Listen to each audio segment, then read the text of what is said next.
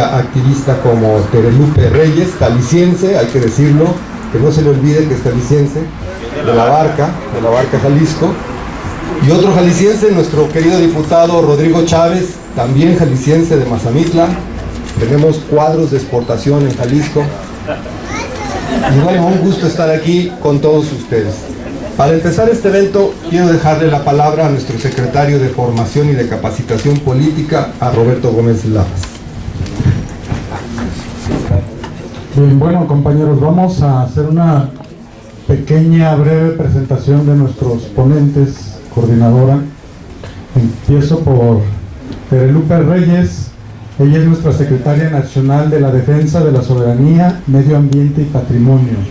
Ella ahorita está en una gira de trabajo para realizar estos eventos de talleres sobre la situación del petróleo. Por lo tanto, les pido un fuerte aplauso para ella. Al doctor Pablo Moctezuma, él es secretario de Estudios y Proyecto de Nación de nuestro Comité Ejecutivo Nacional. Pues ha sido autor de varias publicaciones, profesor investigador de la UNAM, exdelegado en el gobierno del DF en Azcapotzalco, y con una larga trayectoria de trabajo en el movimiento urbano popular y obrero. Por favor, está también el arquitecto Javier Carrillo Soberón, exdiputado federal en la 60 legislatura, ha sido representante del Sindicato Mexicano de Electricistas y de la Universidad Obrera de México, experto en temas de energía, para quien también tiene un fuerte aplauso. Y nuestro compañero delegado nacional, diputado Rodrigo Chávez, que también nos acompaña aquí. Un aplauso para el presidente.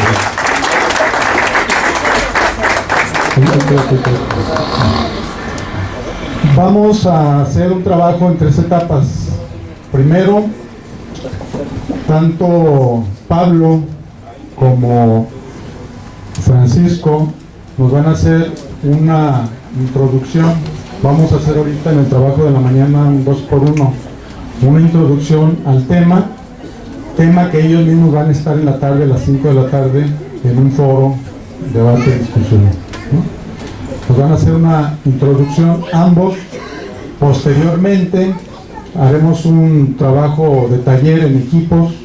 Vamos a hacer unos 4 equipos, dadas las dimensiones del lugar, podemos trabajar con unos 4 equipos, con un material que se les repartirá posteriormente. Y la tercera parte es cerrar el evento pues con conclusiones, intervenciones de ustedes, para no entretenerlos tanto. Entonces, ¿habría alguna pregunta sobre la mecánica y la dinámica del taller? El tiempo. El tiempo, esperamos terminar alrededor de la 1:30. Digo, ya dependerá de todos nosotros si se alarga o no, pero esa es la pretensión. ¿Sí? Bueno, entonces le doy la palabra a Pablo.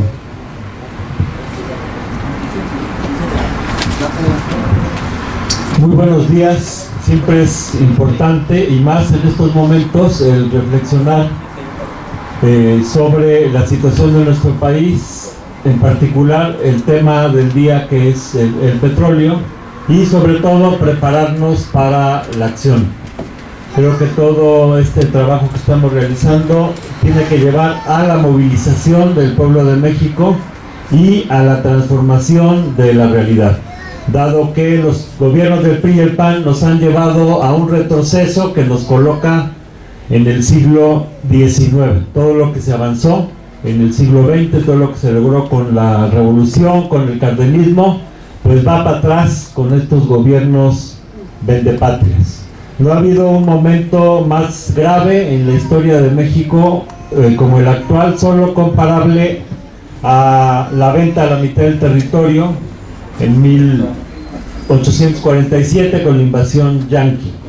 Después de ese periodo tan traumático de la historia, hoy es otro periodo en el que el futuro de México está en peligro. Suena muy dramático, pero está en marcha un plan que se aprobó desde el año 2005, cuando Fox se juntó con George Bush y Paul Martin de Canadá para firmar la ASPAN, Alianza para la Seguridad y la Prosperidad de América del Norte, en donde acuerdan la integración en energéticos, o sea, todos los golpes desde el 2005, comenzando por las iniciativas de Calderón en el 2008, el golpe al SME, en fin, todos los golpes que tienen que ver con energéticos, pues ya estaban acordados por Fox con George Bush allá en el 2005 con la firma del ASPAN, y además es la integración en seguridad. Para Estados Unidos, sus fronteras internas van del sur de Chiapas al norte de Alaska. Entonces está en proceso un proceso de anexión a los Estados Unidos de las corporaciones norteamericanas. De modo que la lucha que estamos dando hoy es la lucha por la soberanía nacional, comenzando por la soberanía energética. Fue realmente patético el que antier el señor Peña en el Salón López Mateos de Los Pinos anunció el 100% de apertura en electricidad.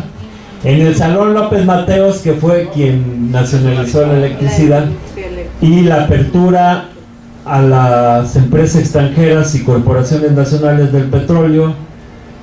En el Salón López Mateos todos recordamos que en el periodo en el que se introdujo en la Constitución la prohibición expresa de concesiones y contratos fue en el gobierno de López Mateos. Entonces estos señores se están burlando de la historia de la manera más cínica, se cobijan en la figura de Lázaro Cárdenas, que lo que hizo fue quitarle a las empresas extranjeras el control de nuestro petróleo, y ahora este señor Peña quiere devolverle el petróleo a las compañías extranjeras, invocando a Lázaro Cárdenas, que todos recordamos claramente sus palabras de que aquel que entrega los recursos nacionales al extranjero está traicionando a la patria. Entonces toda esta situación coloca a Morena en una situación de encabezar una lucha nacional por la soberanía. El primer paso, todos lo conocemos muy bien, es una movilización masiva en el 8 de septiembre en el Zócalo, que tiene que ser una movilización muy fuerte. Y bueno, mucha gente se pregunta por qué hasta el 8, y es que no es hasta el 8, desde ayer tenemos que estar movilizándonos, repartiendo volantes, haciendo pintas, mantas, etcétera, porque la lucha ya comenzó. Los argumentos que esgrimen pues son realmente absurdos. Un argumento es de que no tenemos la capacidad y que hace falta la tecnología y que hacen falta que vengan las empresas extranjeras porque no tenemos la capacidad. Esto es verdaderamente ridículo, porque si hay un país en el mundo que ha desarrollado una gran capacidad para explotar su industria petrolera, ese país es México. Desde 1887 ya se estaba refinando el petróleo aquí en México. Desde 1901 se abrió el primer campo en el Ébano, San Luis Potosí. Entonces tenemos 112 años de experiencia ya en la explotación de campos petroleros, que claro, el beneficiario era el señor Dohoney, que era un gringo, pero el que descubrió ese campo fue el ingeniero Ezequiel Ordóñez, mexicano, con una cuadrilla de trabajadores mexicanos. Entonces los trabajadores mexicanos están desarrollando la industria desde hace más de 100 años. Cuando la expropiación petrolera, el mundo entero juraba que no íbamos a poder levantar la industria petrolera, porque se llevaron a todos los técnicos y dejaron la industria chatarra, porque desde 1914 no habían invertido un centavo.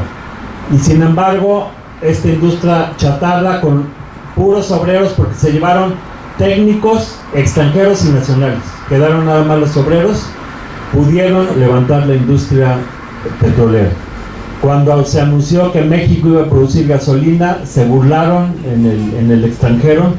La fórmula del tetratilo de plomo, sustancia química necesaria para la producción de la gasolina, solamente la tenían 2 empresas, una alemana y una gringa, la Shell, y el presidente de la Shell en Estados Unidos, en toda su soberbia, llama a una conferencia de prensa en Nueva York y jura delante de todos los periodistas que se iba a beber cada gota de tetraetileno de plomo que produjesen los mexicanos.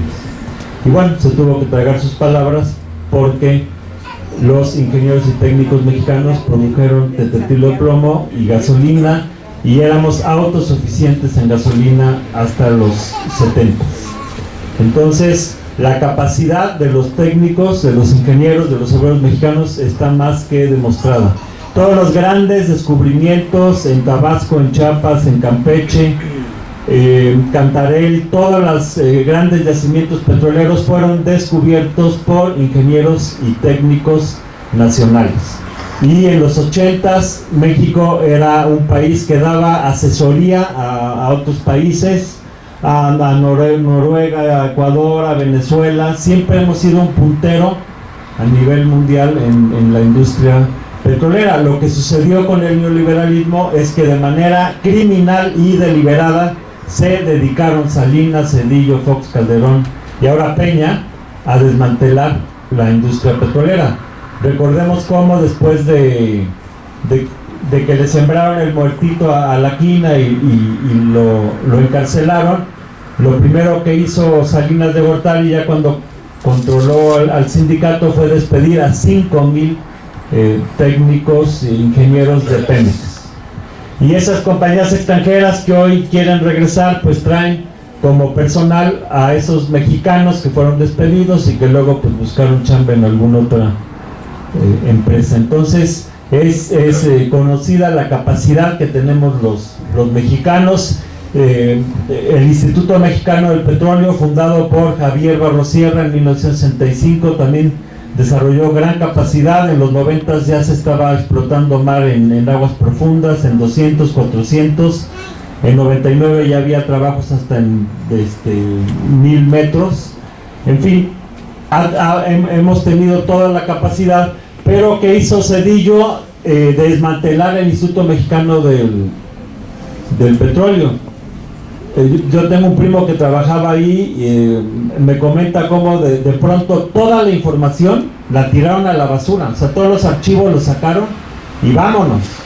O bueno, quién sabe a quién se los dieron. El pretexto es que iba a haber un cambio, que iban a meter computadoras, etcétera, pero todo a la basura. O sea, ha sido un desmantelamiento clarísimo para abrir paso a la injerencia de las compañías extranjeras. En los gobiernos de Zedillo y de Salinas y compañía han actuado como verdaderos coyotes al servicio de los extranjeros y se quieren llevar la gallina de los huevos de oro, porque Pemex es la empresa más importante del país. Las ganancias que tiene Pemex no la tienen todas las demás empresas juntas. Gana más de 75,000 millones de dólares, produce 100,000 y de utilidades son 75,000 millones de dólares. Entonces, la capacidad que tenemos los mexicanos para desarrollar nuestra industria petrolera está perfectamente comprobada, y realmente es un insulto a los mexicanos el que se diga que tienen que llegar los extranjeros a enseñarnos cómo se extrae el petróleo, por un lado. Por otro lado, se dice que no hay dinero, y esto es también absolutamente absurdo, porque como dije hace un momento, Pemex gana 75,000 millones de dólares. Y bueno, dinero sobra. Dinero sobra. El año pasado las reservas del país eran 144,000 millones de dólares, ahora son 166,000. Han guardado en las reservas 22,000 millones de dólares. Entonces, que no digan que no hay dinero. El año pasado, en abril, le donaron al Fondo Monetario Internacional 14,400 millones de dólares, que es que para ayudar a rescatar a Europa. Y al Fondo Interamericano de Desarrollo 4,400 millones de dólares en abril, y luego en junio le dieron al Fondo Monetario Internacional otros 10,000 millones de dólares. Entonces, que no digan que no hay dinero. Todos sabemos que a las grandes empresas